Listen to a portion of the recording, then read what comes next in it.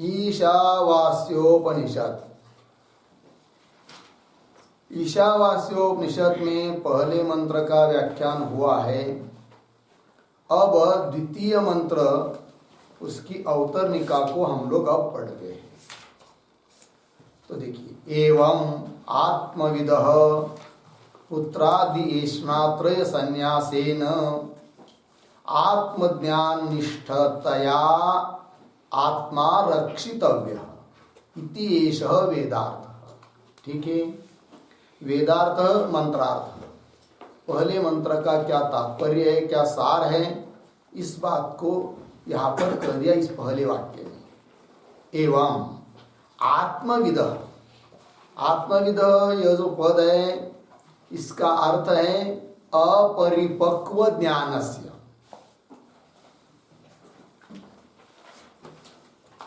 पद है ना, आत्मविद का यहाँ पर अर्थ करना है अपरिपक्व ज्ञानस्य शुद्धान्तकरणस्य इति यावत्। शुद्धान्तकरणस्य इति यावत्।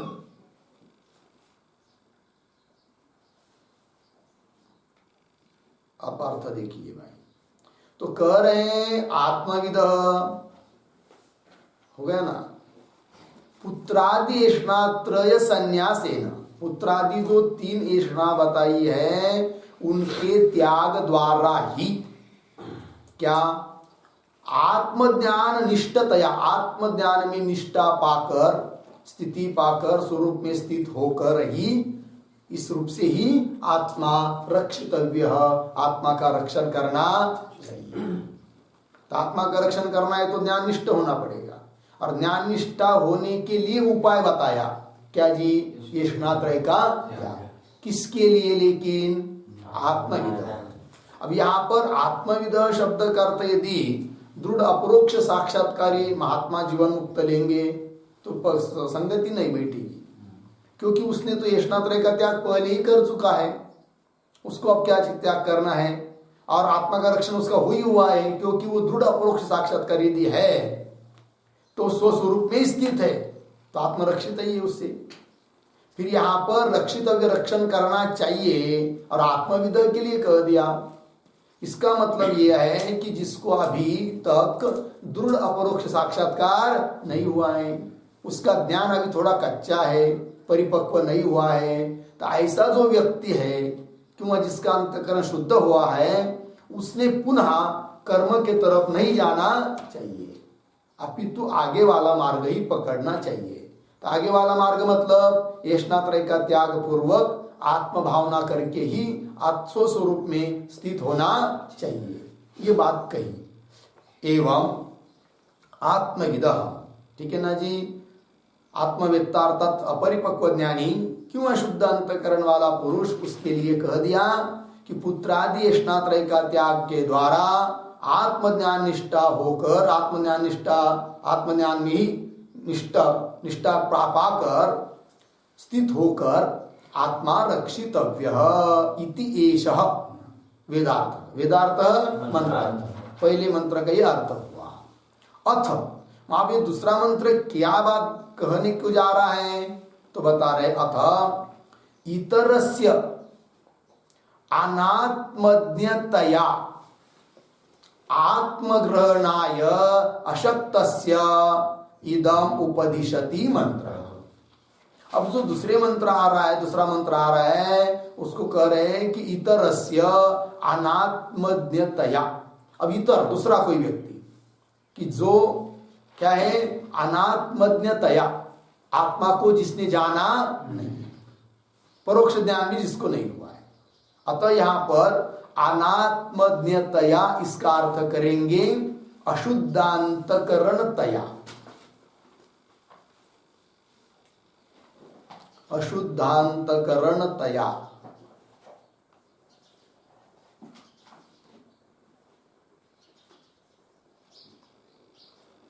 ठीक है जी।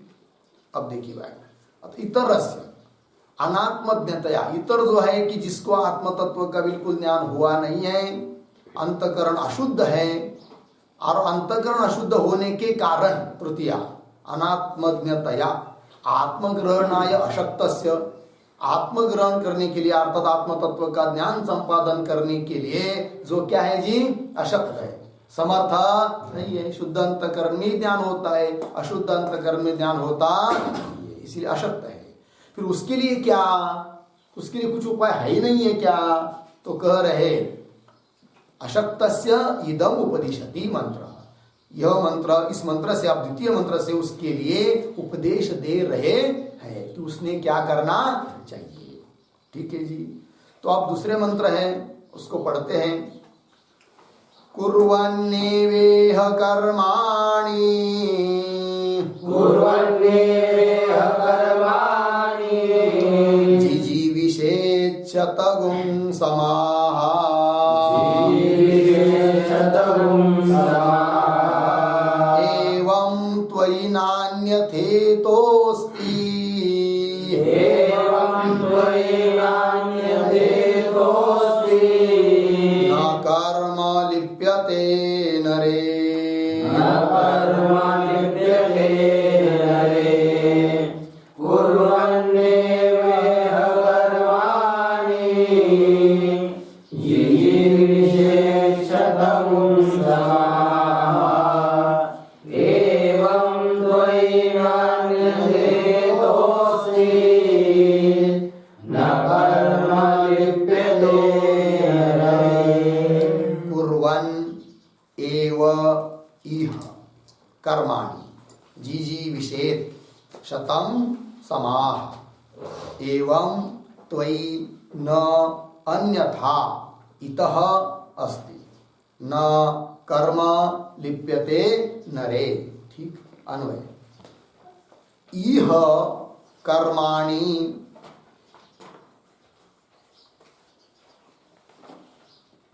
पीछे कुर्वन् एव शतं समाः जिजीविषेत्, शतं समाः जिजीविषेत्, नीचे एवं त्वयि, अंतिम का शब्द नरे,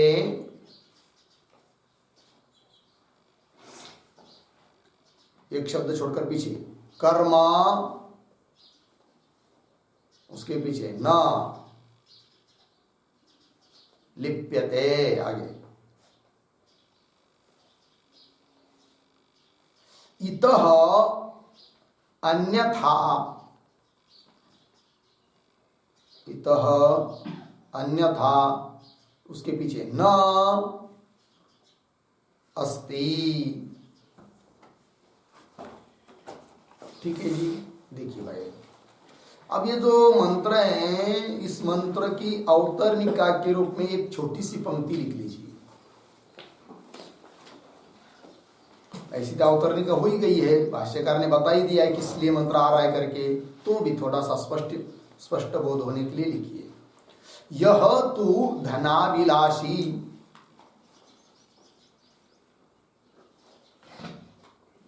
यह तू धनाभिलाषी न ईश्वरं ज्ञातुं शक्तः, न ईश्वरं ज्ञातुं शक्तः, तस्य त्यागे अधिकाराभावात्, त्यागे अधिकाराभावात् कर्म कर्तव्यताम् श्रुति ही आह।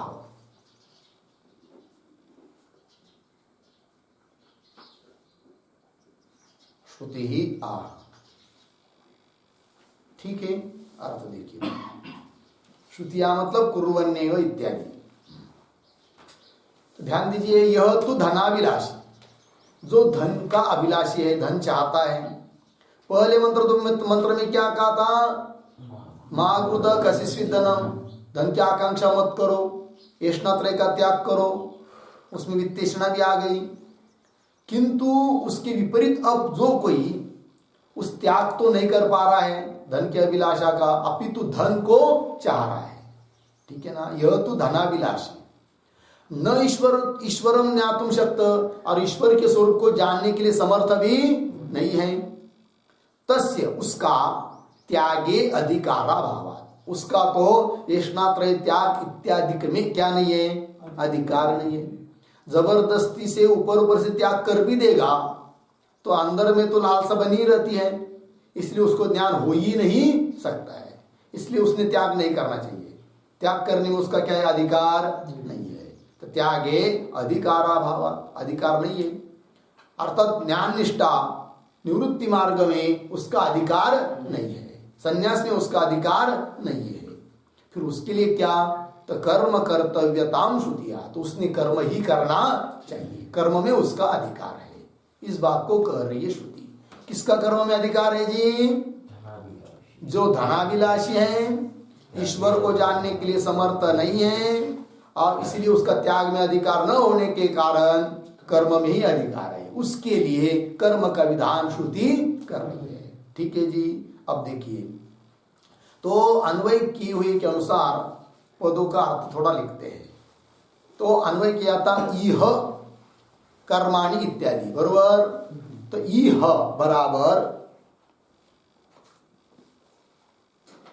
अस्मिन् कर्माधिकारे भूलोके,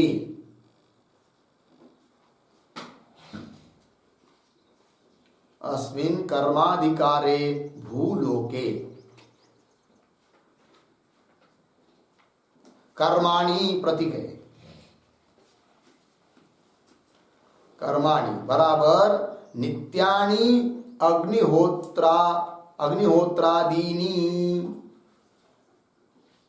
नित्यानि अग्निहोत्रादीनि, अन्यानि च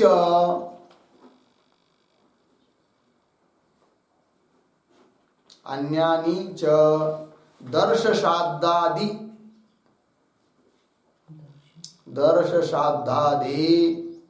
नैमित्तिक कर्माणि च,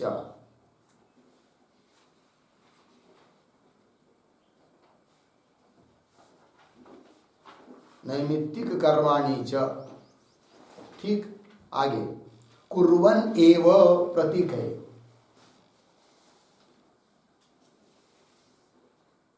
बराबर आचरण एव, आचरण एव, कौंस में लिखिए एव कार्येण, एव कार्येण फलाभिसन्धिः व्यावर्त्यते,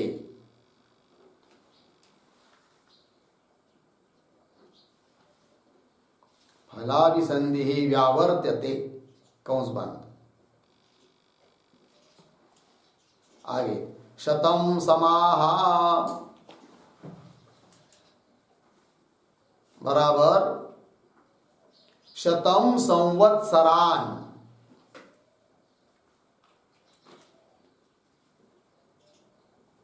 शतम संवत्सरान बराबर वर्षाणि, वर्षाणि मनुष्यस्य जीवन पर्यंतम इत्यर्थः,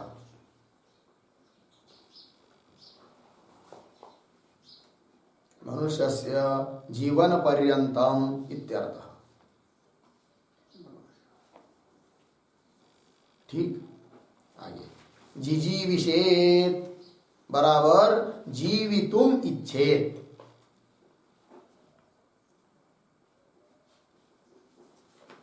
जीवितुम इच्छेत। एवं प्रतीक एवं बराबर यथोक्त कर्मानुष्ठानेन,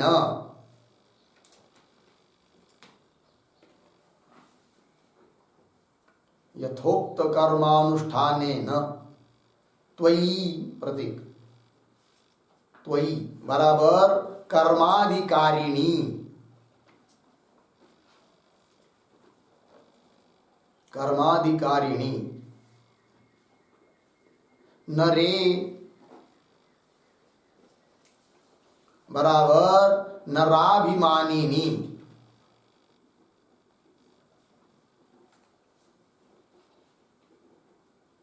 नराभिमानिनी।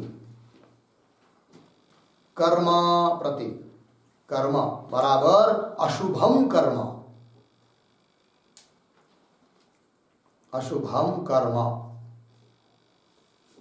न लिप्यते बराबर न संबध्यते, न संबध्यते।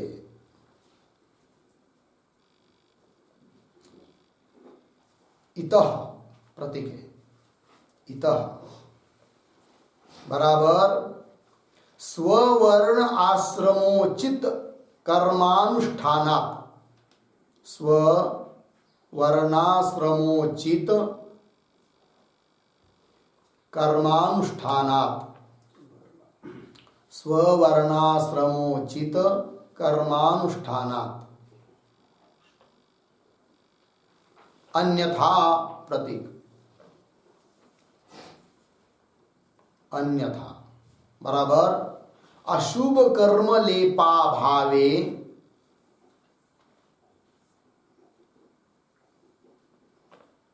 अशुभ कर्म लेपा भावे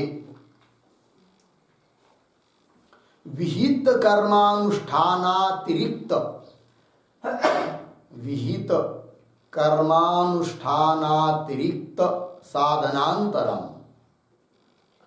विहित कर्मानुष्ठानातिरिक्त साधनांतरम, साधनांतरम नास्ति प्रति, नास्ति बराबर न विद्यते।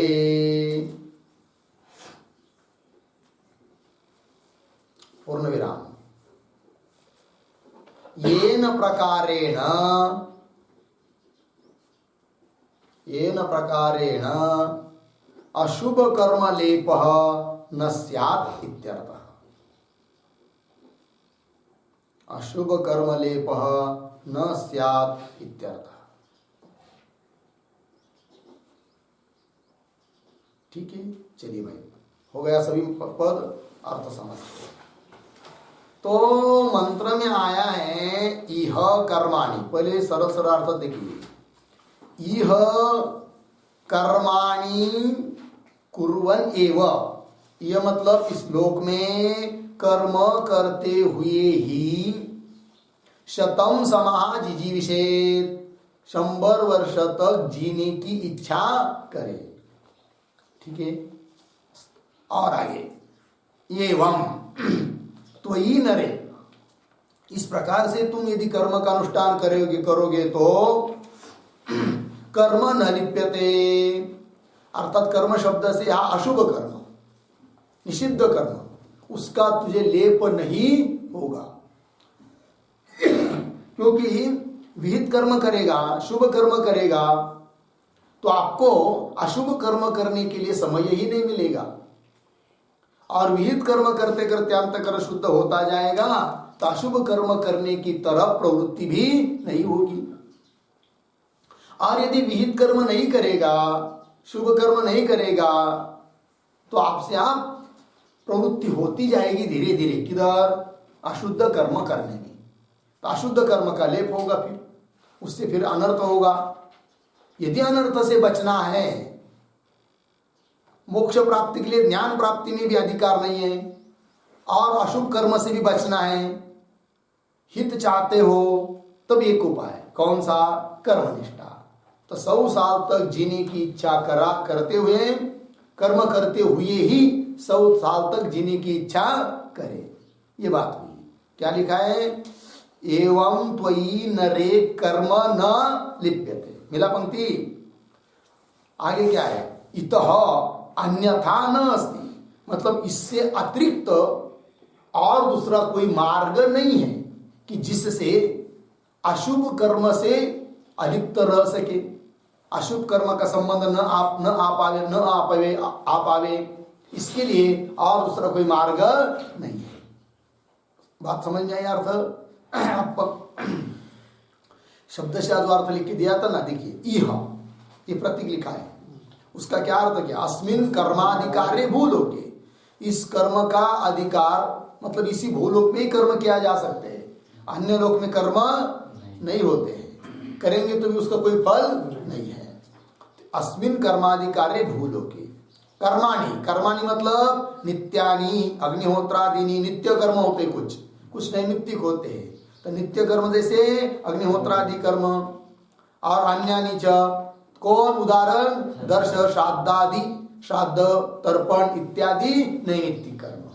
और भी ले सकते, अपने अपने वर्ण और आश्रम के लिए जिन जिन कर्मों का विधान हुआ है वे सभी कर्म ये लेना है।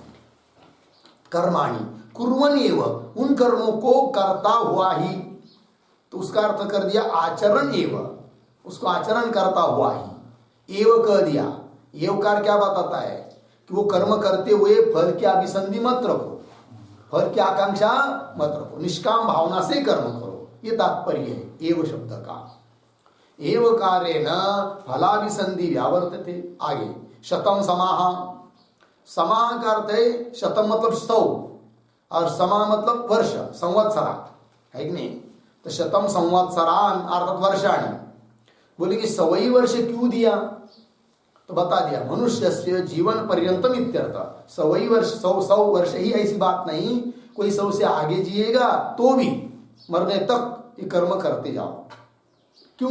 किसी के बीच में 100 पूरा नहीं होता है तो कोई बात नहीं, कहने का तात्पर्य जीवन पर्यंत, जब तक मनुष्य का जीवन है तब तक कर्म करते हुए ही जीवो, ये बात।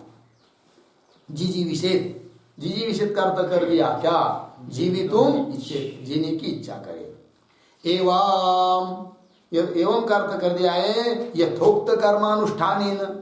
अब जो अभी बताया है अग्निहोत्रादि नित्य कर्म, श्राद्धादि नैमित्तिक कर्म और वर्णाश्रम के लिए जो कर्म विधान किया है, उन सभी कर्मों का अनुष्ठान से, अनुष्ठानेन, यथोक्त कर्मानुष्ठानेन त्वयि नरे, त्वयि मतलब कर्माधिकारिणी नरे, कर्म का अधिकार है कि नहीं? जिसमें कर्म का कर्माधिकारिणी नरे, नरे मतलब नराभिमानिनी, मनुष्यत्व का अभिमान धारण करने वाले और कर्म में ही जिनका अधिकार है, ऐसे तुमके लिए, तुम्हारे लिए क्या होगा? अब तब कर्म, कर्म मतलब अशुभम कर्म, न लिप्यते, न लिप्यते न संबद्धते, उसका संबंध तुमसे होगा नहीं, क्योंकि विहित कर्म करेंगे तो अशुभ कर्म करने की तरफ प्रवृत्ति ही नहीं होगी, और विहित कर्म नहीं करेंगे, शुभ कर्म नहीं करेंगे तो धीरे धीरे क्या हो जाएगा? अशुभ कर्म करने के लिए स्वभावता प्रवृत्ति होती है। चलिए, इतः, इतः का मतलब स्ववर्णाश्रमोचित कर्मानुष्ठानात्, अपने अपने वर्ण आश्रम के लिए उचित जो जिन भी कर्मों का अनुष्ठान बताया है उनसे, उन्हीं नित्य नैमित्तिक कर्मों से, और दूसरा कोई अच्छा मार्ग नहीं है जिससे कि अशुभ कर्म से बच सके, वही लिखा है। अनुष्ठानात् अन्यथा, अन्यथा का अर्थ कर दिया अशुभ कर्म लेपा भावे, अशुभ कर्म का लेप न हो इसलिए विहित कर्मानुष्ठान अतिरिक्त, विहित कर्म का अनुष्ठान से अतिरिक्त अन्य भिन्न साधनांतरम नास्ति, नास्ति मतलब न विद्यते, कि जिससे ये न प्रकारेण, जिससे कि अशुभ कर्म लेप न स्यात्, अशुभ कर्म में अशुभ कर्म का लेप नहीं होगा। लगे जी, कुल मिलाकर क्या तात्पर्य निकला? कि जिसका ज्ञान निष्ठा में अधिकार नहीं है, संन्यास में अधिकार नहीं है, धन की इच्छा जो करता है उसने क्या करना चाहिए? कर्म ही मरने तक विहित कर्मों का ही अनुष्ठान करना चाहिए, तब क्या होगा? अशुभ कर्म का लेप नहीं होगा। अशुभ कर्म से बचने के लिए कौन सा मार्ग है? शुभ कर्मों का अनुष्ठान, इससे अतिरिक्त और दूसरा कोई मार्ग नहीं है। समझ में आई बात? तो दो मंत्र अलग अलग हुए, पहले मंत्र में ज्ञान निष्ठा बताई है और इस मंत्र में कर्म निष्ठा बताई है, ठीक है ना? इसका मतलब यह नहीं कि एक ही व्यक्ति के लिए दोनों निष्ठा है, ज्ञान निष्ठा भी कर्म निष्ठा भी। ज्ञान निष्ठा का अधिकारी अलग है और कर्म निष्ठा का अधिकारी अलग है, समुच्चय नहीं है, उसका बात स्वयं आएगी आगे, ठीक है? चलिए। तो ये हुआ भाई मंत्र का अर्थ लगा। अब भाष्य को देखिए, तो भाष्य में मंत्र में पहला ही पद आया है, कौन सा? कुर्वन्। उसी के अनुसार भाष्यकार भाष्य लिखते जाते हैं, अन्वय करके नहीं लिखते। देखिए, कुर्वन् एव इह, तो अर्थ कर रहे, प्रतीक है। कुर्वन् एव इह, ये क्या है जी? प्रतीक। तो अर्थ कर रहे निवर्तन एव। कुर्वन् एव का अर्थ कर दिया निवर्तन एव, संपादन करते हुए ही, यह अर्थ हुआ। किसका संपादन करते हुए ही? तो लिखा है कर्माणि, ये प्रतीक भाष्य में दिख रहे ना। तो कर्माणि का अर्थ कर दिया अग्निहोत्रादीनि, अग्निहोत्रादि कर्म। जिजी विषेद प्रतीक है, तो उसका अर्थ कर रहे हैं जीवितुम इच्छेत, जीने की इच्छा करे। शतम, शतम का अर्थ कर रहे हैं शत संख्या का समाहा, ठीक है ना जी। शतम मतलब 100 संख्या वाले, समाह, समाह प्रतीक है, शतम भी प्रतीक है। तो समाह का अर्थ कर दिया संवत्सरान, संवत्सर मतलब वर्ष, ठीक है ना जी। बोलेंगे 100 वर्ष क्यों?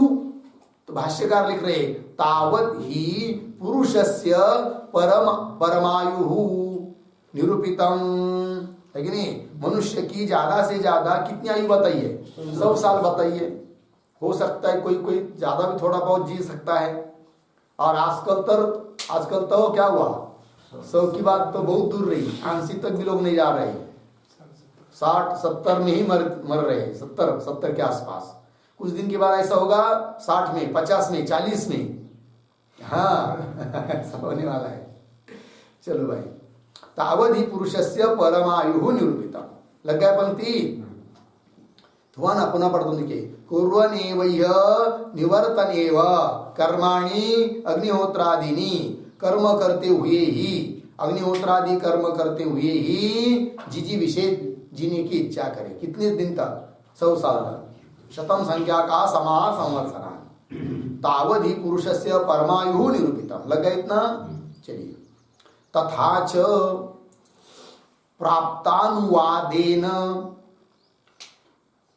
यत् जिजी विषेद शतम वर्षाणि तत् कुर्वन् एव कर्माणि इति एतत् विधीयते, ठीक है जी।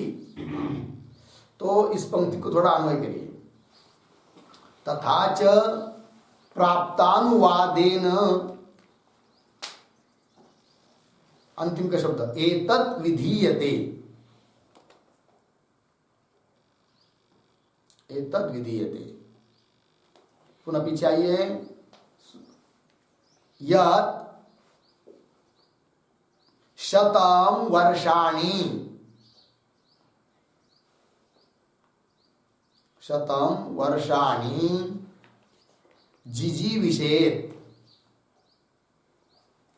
तत् कर्माणि कुर्वन् एव इति, हो गया? देखिए अर्थ। तो प्राप्त जो आयु है उसका अनुवाद किया, आयु का विधान नहीं है कि नहीं? तो देखिए, तथा च प्राप्तानुवादेन, प्राप्त हुई आयु का अनुवाद करते हुए उपदेश दिया जा रहा है, विधान किया जा रहा है। क्या विधान? एतत् विधीयते, इस बात का विधान कर रहे हैं।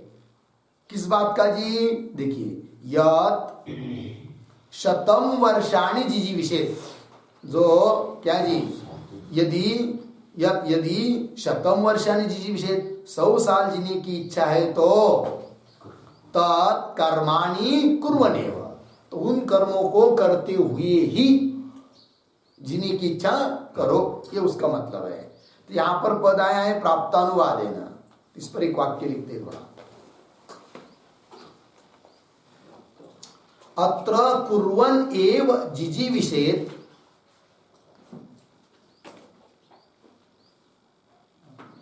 अत्र कुर्वन् एव जिजी विषेद इति न विधि, इति न विधि अर्धविराम जीवन इच्छायाः राग प्राप्तत्वात्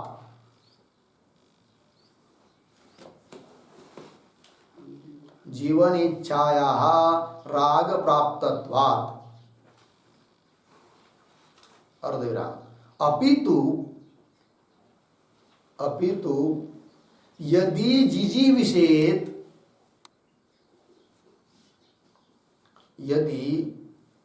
जिजीविषेत तदा कुर्वन् एव जिजीविषेत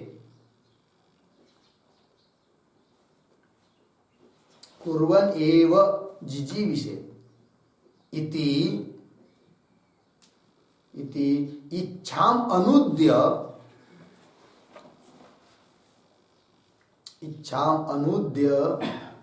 कर्म करणम विधीयते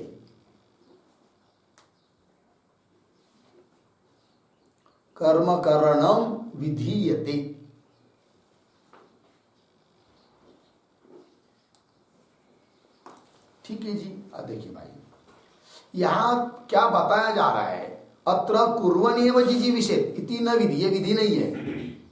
मतलब जीने की इच्छा करो ऐसा शास्त्र विधि नहीं कर रहा है, क्योंकि जीने की इच्छा है तो रागत्व प्राप्त है, स्वभाव सिद्ध प्राप्त है। हर एक व्यक्ति चाहता है कि मैं जीव बहुत देर तक दीर्घ काल तक जीव करके, है कि नहीं। तो देखिए जीवन इच्छाया राग प्राप्त तो राग से प्राप्त है। फिर विधान किसका है, इच्छा का विधान नहीं है। फिर विधान किसका है, अपितु यदि जिजीविषेत, यदि जीना चाहते हो तो तदा कुर्वन्नेव जिजीविषेत, कर्म करते हुए ही जीवो, ऐसा मत जीवो।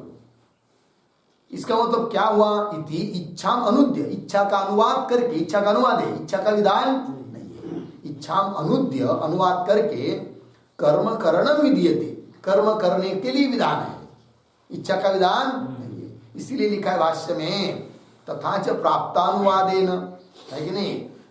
तो इच्छा का अनुवाद किया कि वह जो परमायु जो प्राप्त है मनुष्य के लिए उसका अनुवाद करके क्या लिखा, फिर ये तद विधीयते, इस बात का विधान किया जा रहा है कि यह शतम जिजीविषेत, यदि तुम 100 साल तक, शतम वर्षानी जिजीविषेत 100 साल तक जीना चाहते हो तब तो क्या करो, कर्माणि कुर्वन्नेव, कर्म करते हुए ही जियो, कर्म करने का विधान है। लगा पंक्ति, आगे चलिए भाष्य में। एवं प्रकारेण त्वयि जिजीविषति नरे नराभिमानिनी इति इतः एतस्मात् अग्निहोत्रादीनि कर्माणि कुर्वतः वर्तमानात् प्रकारात् अन्यथा प्रकारान्तरं नास्ति, येन प्रकारेण अशुभम कर्म न लिप्यते, कर्मणा न लिप्यते इत्यर्थः।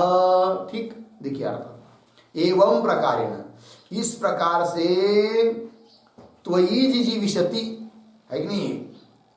त्वयि जिजीविषति मतलब क्या, इस प्रकार से कर्म करते हुए ही तुम जीना चाहते हो, मनुष्य मात्र का अभिमान धारण करने वाले तुमको, इतः या इससे, इतः एतस्मात् अग्निहोत्रादीनि कर्माणि कुर्वत, इस प्रकार के अग्निहोत्रादि कर्म करते हुए ही जीना चाहिए। और इस वर्तमान प्रकार से अन्य प्रकारांतरम नास्ति, दूसरा कोई प्रकार नहीं है। कि ये न प्रकार न, जिस प्रकार से कि कर्म न लिप्यते, अर्थात अशुभ कर्म का तुमको लेप नहीं होगा। प्रकारेण येन प्रकारेण अशुभम कर्म न लिप्यते, अर्थात कर्मणा न लिप्यते, कर्म से लेप नहीं होगा, और कोई उपाय नहीं है। पुनः देखिए उन पंक्ति को, एवं में प्रतीक है, ये बात को समझना है कि कौन सा प्रतीक है, कहाँ व्याख्या हो रही है। एवं प्रतीक है, उसका अर्थ कर दिया एवं प्रकारेण, इस प्रकार से, मतलब कर्म करता रहेगा, है कि नहीं। तो त्वयि त्वयि प्रतीक है, मतलब जिजीविषति, ऐसा कर्म करते हुए जीना चाहने वाले तुमको, नरे प्रतीक, नरे का अर्थ कर दिया नर मात्राभिमानिनी, मनुष्यत्व का अभिमान धारण करने वाले तुम में, तुम्हारे लिए इतः प्रतीक, इतः का अर्थ लिखा है भाष्यकार ने एतस्मात् अग्निहोत्रादीनि कर्माणि कुर्वत, इतना।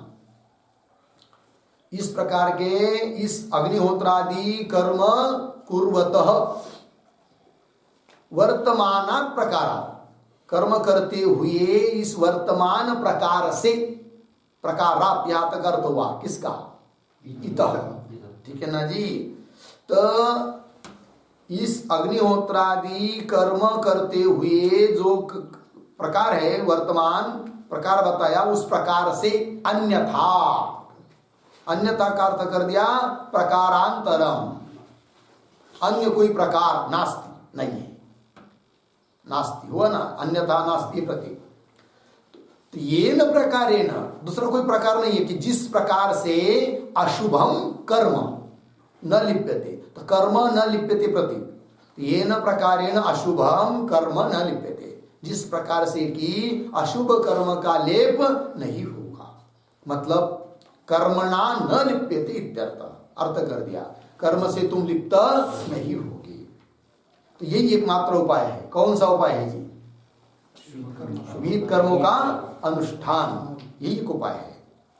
अतः शास्त्र विहितानि कर्माणि अग्निहोत्रादीनि कुर्वन् एव जिजीविषेत्। कुल मिलाकर सारांश तात्पर्य बता दिया। इसलिए शास्त्र विहित जो कर्म है, कौन कर्म? अग्निहोत्रादि कर्म, उन कर्मों को करते हुए ही जीने की इच्छा करो। हो गया जी, ये बात हो गई। दूसरे मंत्र का अर्थ हुआ। अब ये जो दूसरा मंत्र है, आगे पंक्ति कथम पुनः मिला, तो उसके ऊपर लिखिए शीर्षक ज्ञान कर्म समुच्चय खंडनम।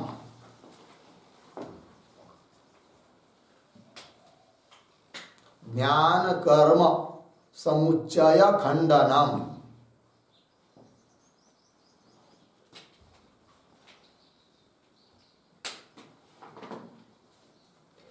हो गया जी।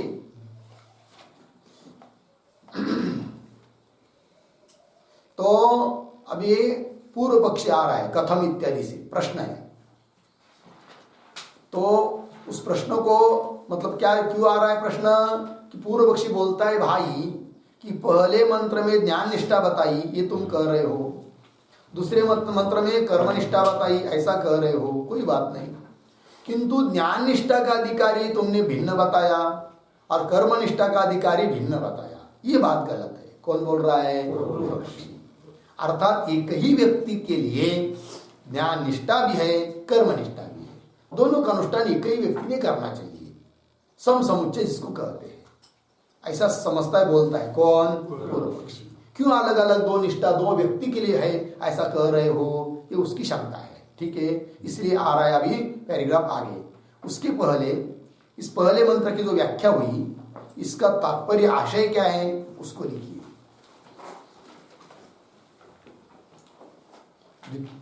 कुर्वन्नेव इस मंत्र का आशय, लिखिए पूर्वोक्त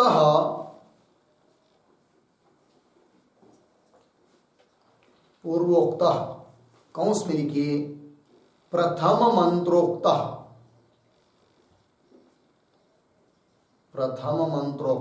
कंस बंद। संन्यास मार्ग मनुष्यस्य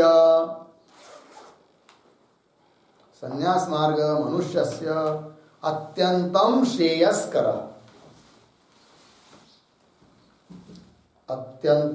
श्रेयस्करः, पूर्ण विराम। आगे संन्यास मार्गेण गंतुम अशक्तस्य,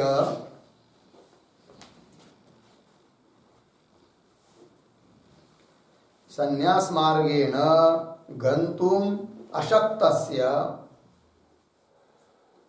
मनुष्यस्य कर्म मार्गः श्रेयस्करः।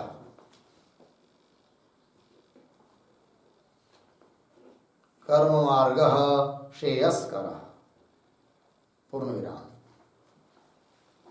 तथा च यह वैराग्य शून्य,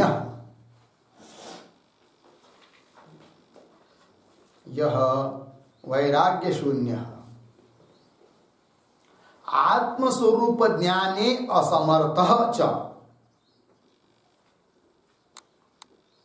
आत्मस्वरूप ज्ञाने असमर्थः च तेन अग्निहोत्रादि नित्य नैमित्तिक कर्माणि, अग्निहोत्रादि नित्य नैमित्तिक कर्माणि यावज्जीवम् अनुष्ठेयानि, नित्य नैमित्तिक कर्माणि यावज्जीवम् अनुष्ठेयानि एवं चेत् तस्य न किम अपि पापम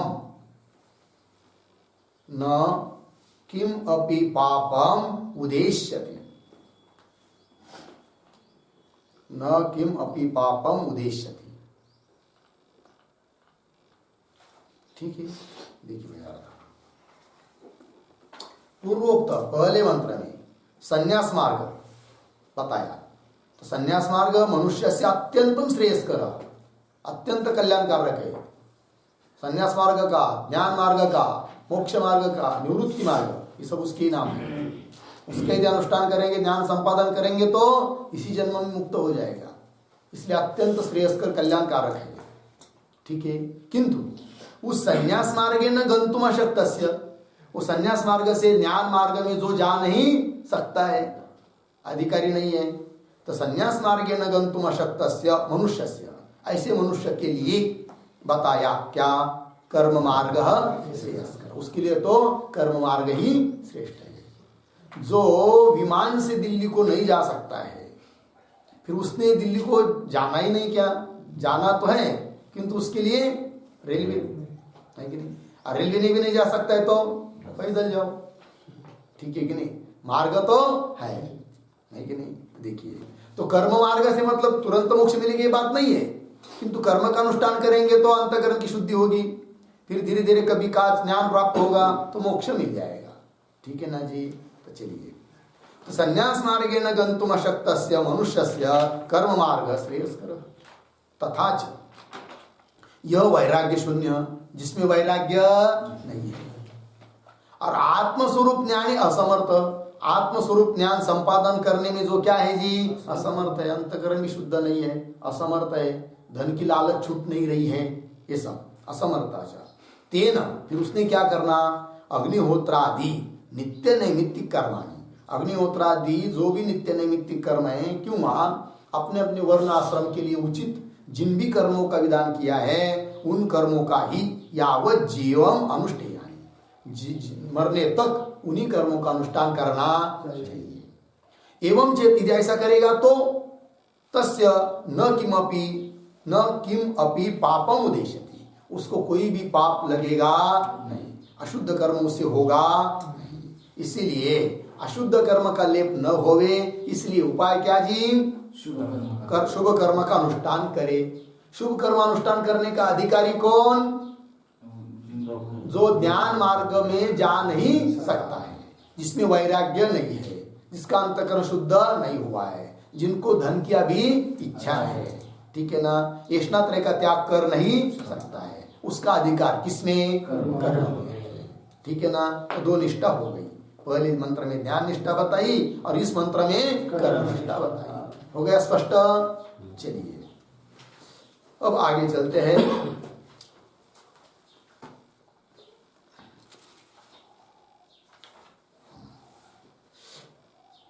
ज्ञान कर्म समुच्चय खंडनम लिखा है ना, मतलब अभी शीर्षक दिया ना, तो आगे है प्रश्न।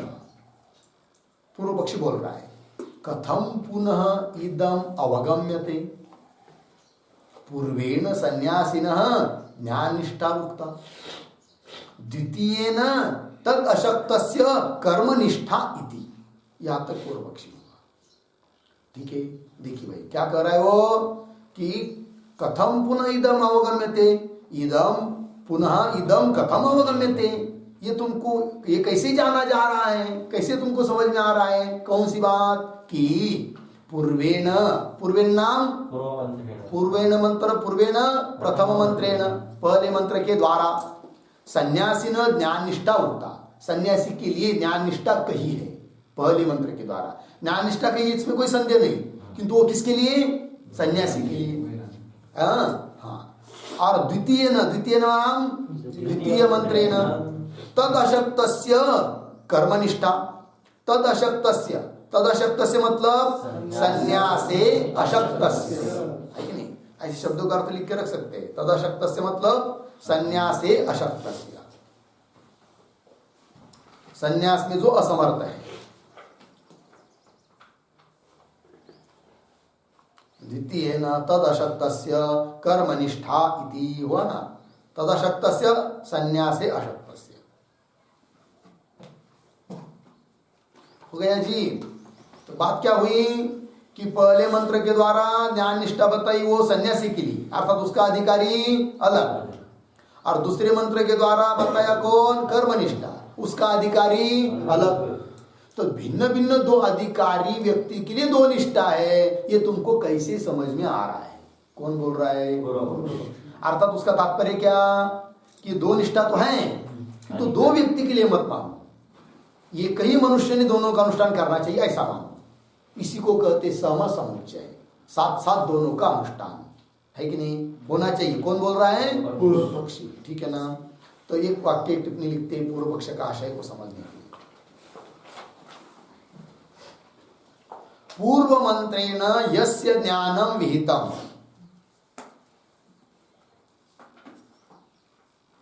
पूर्व मंत्रेण यस्य ज्ञानम विहितम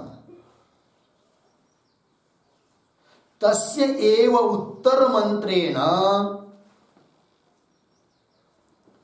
तस्य एव उत्तर मंत्रेण कर्म विहितम,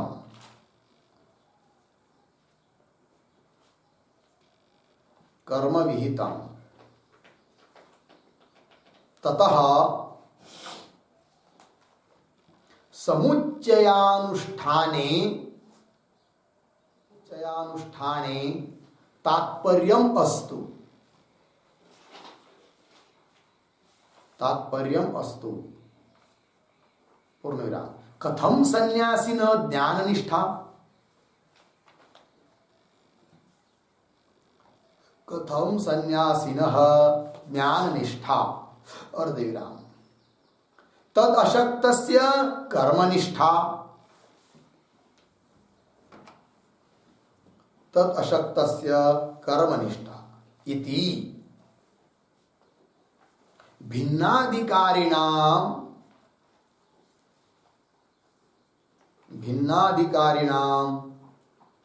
निष्ठाद्वयं कथम उच्यते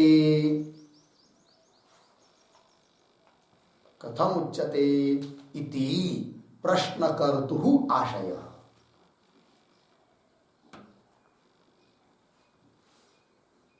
इति प्रश्नकर्तुः आशयः, ठीक है जी। चलिए भाई अर्थ पहले मंत्र, पूर्व मंत्रेण, पहले मंत्र से यस्य ज्ञानम विहितम, जिसके लिए ज्ञान का विधान किया है, तस्य उसको ही उत्तर मंत्रेण, दूसरे मंत्र से कर्म विहितम, कर्म का विधान है ऐसा मानो। उससे क्या होगा? समुच्चय अनुष्ठान में ही वेद का तात्पर्य है ऐसा समझो। कौन बोल रहा है? कथम सन्यासी न ज्ञान निष्ठा, और समुच्चय न कहकर तुम कह रहे हो कि सन्यासी के लिए ज्ञान निष्ठा, अर्थदशक्तस्य कर्मनिष्ठा इति, इस प्रकार से भिन्न भिन्न अधिकारी व्यक्ति के लिए निष्ठा द्वयम, अलग अलग दो निष्ठा है। कथम उच्यते, कैसा कह रहे हो तुम? इति प्रश्न कर्तुः, समझ में आया? उत्तर दे रहे उसका आगे उच्यते इत्यादि पंक्ति से। तो उच्यते के ऊपर लिखिए ज्ञान कर्म विभाग, शीर्षक ज्ञान कर्म विभाग।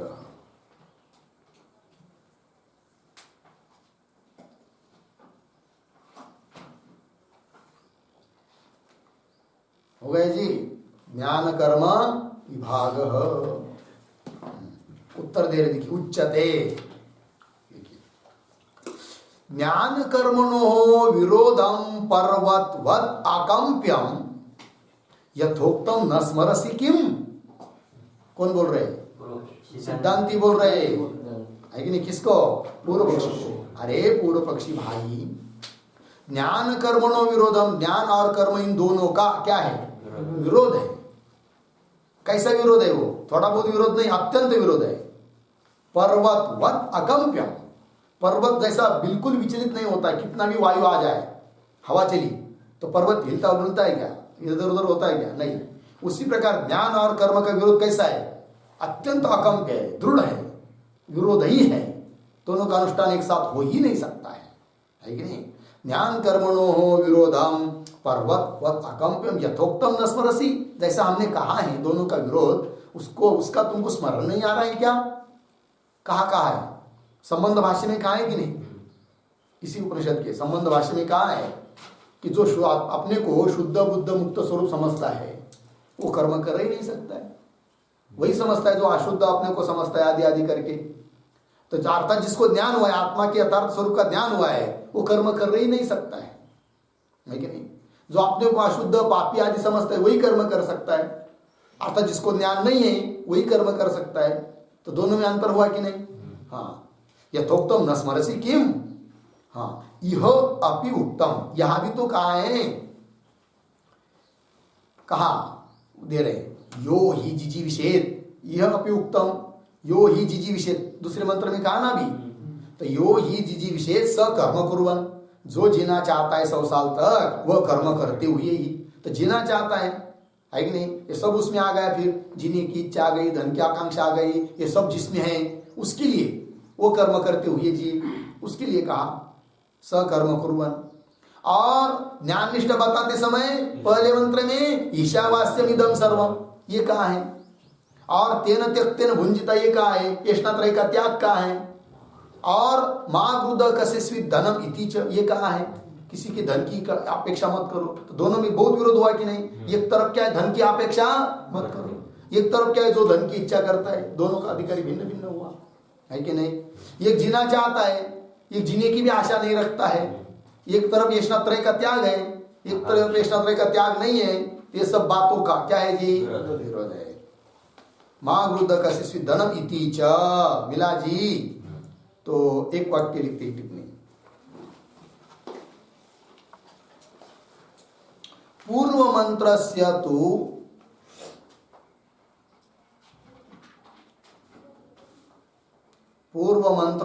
तु मागृध इति इच्छा निषेधात्,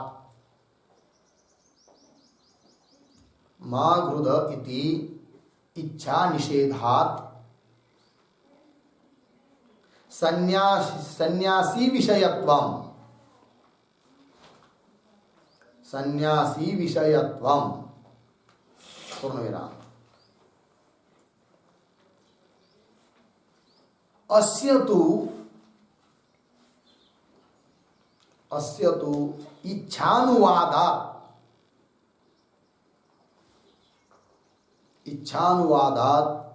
गृहस्थ विषयत्वम्, गृहस्थ विषयत्वम् च स्पष्टम एव, च स्पष्टम एव पूर्णविराम। ततः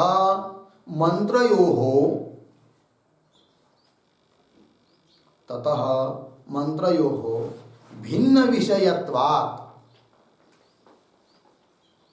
भिन्न विषयत्वात् ब्रह्मविदः एव,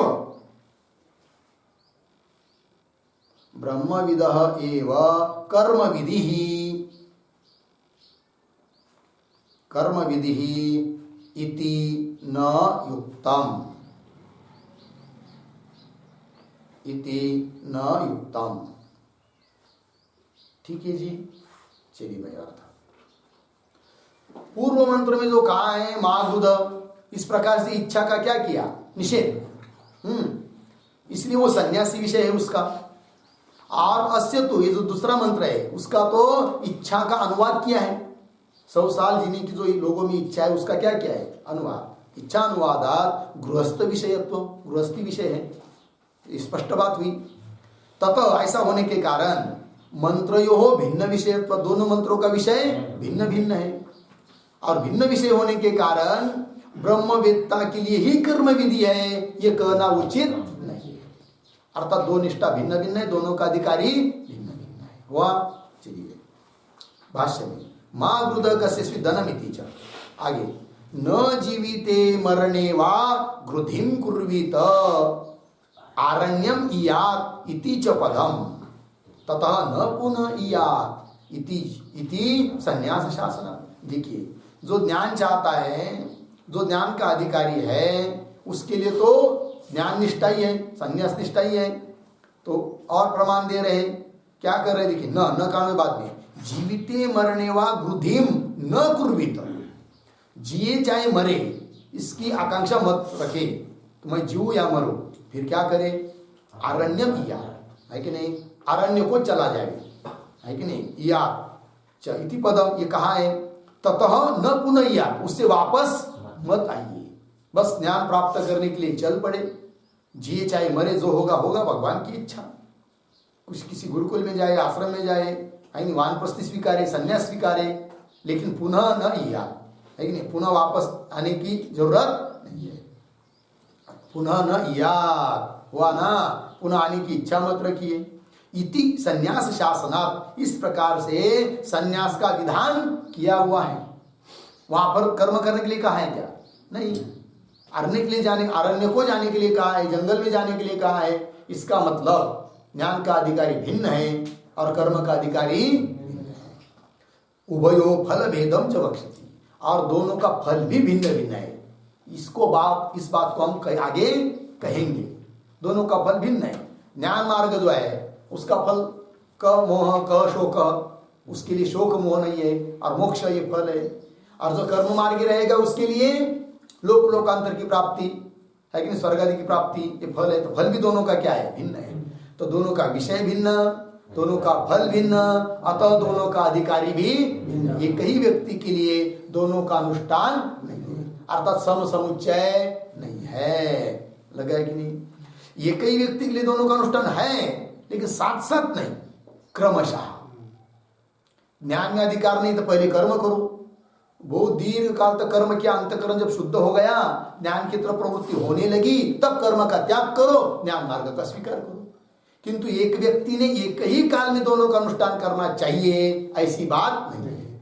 और जो इस बात को समझता है कि एक व्यक्ति ने दोनों का अनुष्ठान एक काल में करना चाहिए, उसको कहते हैं सम समुच्चय। किंतु यहाँ सिद्धांत में सम समुच्चय नहीं है, अपितु क्रम समुच्चय है। पहले कर्मनिष्ठा, कर्म का अनुष्ठान, फिर अंतःकरण शुद्धि आदि होने के बाद ज्ञान निष्ठा, ज्ञान के लिए चला जाए, ये बात है। हो गया जी, बस। एक के लिए दोनों एक काल में नहीं, एक के लिए दोनों है लेकिन एक काल में नहीं, भिन्न भिन्न काल में है। ठीक है ना जी।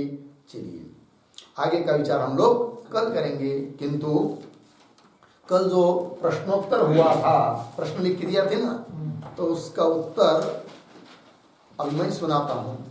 आप लोगों ने लिखा है तो आप लोग देख लीजिए, कोई गड़बड़ हुई हो तो दुरुस्त कर लीजिए, और हमारे में कोई कमी हो तो बता दीजिए, उसमें भी फिर और लिखेंगे। तो पहला प्रश्न था, सभी चराचरात्मक जगत का शासक ईश्वर को ही क्यों माना जाता है? था ना प्रश्न। उत्तर दिया है, सभी चराचरात्मक जगत का आत्मा ईश्वर होने के कारण, सबका आत्मा कौन है? ईश्वर है। ईश्वर होने के कारण वह ईश्वर है, प्रत्येक आत्मा रूप से सभी का शासक है कि नहीं? ये बात हुई। और उसके सत्ता बिना जगत का अस्तित्व ही नहीं रह सकता है। परमात्मा के सत्ता से ही जगत की सत्ता है, उसके सत्ता बिना जगत का अस्तित्व नहीं रह सकता है। उसके सत्ता से जगत सत्तावान है, यही इसका शासकत्व है। हो गया जी। इसलिए सबका शासक कौन है? ईश्वर ही है, प्रत्येक आत्मा रूप से। ठीक है जी। चलिए आगे वाला प्रश्न, ईश्वर के द्वारा सब आच्छादन करने योग्य है, इसका तात्पर्य क्या है? प्रश्न था दूसरा, 17 नंबर का उत्तर। सब कुछ चराचरात्मक जगत ईश्वर स्वरूप ही है, उससे अतिरिक्त जगत नाम का कोई पदार्थ है नहीं। परमात्मा से अतिरिक्त जगत नाम का कोई पदार्थ है नहीं। यह निश्चय करना ही ईश्वर से आच्छादन करना है। प्रश्न क्या था? ईश्वर के द्वारा आच्छादन करना मतलब क्या है कि नहीं? बराबर है कि जी? ईश्वर के द्वारा सब आच्छादन करने योग्य है। इसका तात्पर्य क्या जी? कि सब कुछ ईश्वर ही है, यह निश्चय करना। ठीक है जी। आगे, जगत ईश्वर स्वरूप ही है, यह कैसे संभव है? आगे वाला प्रश्न था 18 नंबर का उत्तर। जगत अध्यस्त है और अध्यस्त पदार्थ को अधिष्ठान से अतिरिक्त सत्ता हो ही नहीं सकती है। दूसरी बात, जगत का उपादान कारण ईश्वर है और उपादान कारण से अतिरिक्त कार्य होता ही नहीं है। अतः जगत ईश्वर से भिन्न हो ही नहीं सकता है। ईश्वर स्वरूप ही जगत है। हुआ ना? आगे प्रश्न 19, जगत को परमेश्वर से आच्छादित करना है, इसके लिए दृष्टांत दीजिए। प्रश्न था, उत्तर दिया। जिस प्रकार जल के संबंध से चंदन में औपाधिक दुर्गंध को चंदन को घिसने से अभिव्यक्त किया गया स्वाभाविक सुगंध से, घिसने से क्या हुआ? अभिव्यक्त हुआ। कौन? सुगंध। चंदन को घिसने से अभिव्यक्त किया गया स्वाभाविक सुगंध से आच्छादित किया जाता है। किसको? औपाधिक दुर्गंध को। ठीक है ना? उस प्रकार आत्मा में अध्यस्त कौन? कर्तृत्व भोक्तृत्व आदि स्वरूप जगत को आत्मा के वास्तविक स्वरूप को जानकर, आत्मा का वास्तविक स्वरूप जब जान लिया तब कर्तृत्व भोक्तृत्व रहेगा क्या? नहीं। देखिए, आत्मा के वास्तविक स्वरूप को जानकर आच्छादित करना है। अर्थात यह सब कुछ ब्रह्म स्वरूप मैं ही हूं, मैं कर्ता भोक्तादि नहीं हूं, शुद्ध बुद्ध मुक्त स्वरूप हूं, यह निश्चय करना ही आच्छादित करना है। हुआ जी? आगे प्रश्न नंबर 20, परमात्मा से आच्छाद्य वस्तु की मर्यादा कहां तक है? तो उत्तर, अविद्या और अविद्या कार्य यावत भूत भौतिक चतुर्दश भुवनात्मक पदार्थ अर्थात यावत नाम रूप कर्मात्मक अध्यस्त पदार्थ आच्छाद्य है। ठीक है जी। आगे चलिए, प्रश्न नंबर 21 था, ईश्वर आत्म भावना से युक्त पुरुष का किसमें अधिकार है और किसमें नहीं? उत्तर दिया, ईश्वर आत्म भावना से युक्त पुरुष का पुत्रादि ऐष्णात्रय संन्यास में ही अधिकार है, कर्म में अधिकार नहीं है। प्रश्न आगे वाला 22, आत्मा का पालन करना, इसका आशय क्या है और उसका उपाय क्या है? उत्तर, निष्क्रिय आत्म स्वरूप से स्थित हो जाना ही आत्मा का पालन है। निष्क्रिय रहित जो आत्मा है सच्चिदानंद घन, उस रूप में स्थित होना ही क्या है जी? आत्मा का पालन है। उसका उपाय है ऐष्णात्रय का त्याग। बराबर? न कि कर्म, कर्म उसका क्या नहीं है? उपाय नहीं है, क्योंकि कर्म करके निष्क्रिय आत्म स्वरूप से स्थित होना संभव नहीं है। ठीक है। अंतिम का प्रश्न था 23 नंबर का, किसी के धन की आकांक्षा नहीं करना ऐसा क्यों कहा जाता है? उत्तर दिया, धन की आकांक्षा होगी तो संग्रह होगा, बुद्धि विक्षिप्त होगी, तब आत्मा का पालन नहीं हो पाएगा। अतः धन की आकांक्षा न करने के लिए कहा। दूसरी बात, धन किसी का होता ही नहीं है कि जिसकी आकांक्षा किया जा सके, इसलिए धन की आकांक्षा न करने के लिए कहा है। हो गया जी? बस, आगे का विचार कल करते हैं। ओम पूर्णमदः पूर्णमिदं पूर्णात् पूर्णमुदच्यते पूर्णस्य पूर्णमादाय पूर्णमेवावशिष्यते। ओम शांति शांति शांति।